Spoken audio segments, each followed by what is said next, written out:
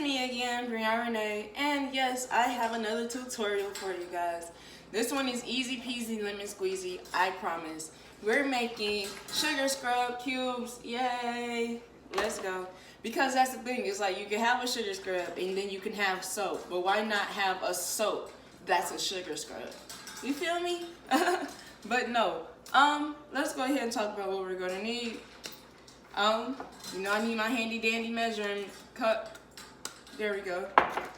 Soap, you can use clear glycerin soap, or you can use like a white soap, ghost milk soap, you know, stuff like that. It's up to you. I just like using clear soap because I like the way that the sugar looks in the soap after I put the color in and stuff. It's amazing.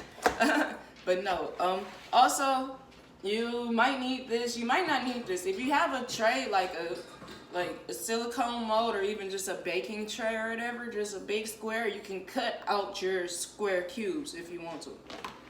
Boom, that's just a lot more work. I'm just lazy, that's why I have this. But no, you also need sugar. Give me some sugar.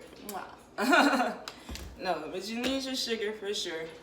As far as my fragrances I'm using for this though, I have my pink sugar because why not? It's a sugar scrub.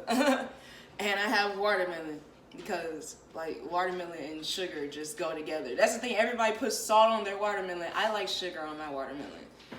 That's just me. But no, and at the same time though, I have my Savon green colorant and and my regular red colorant.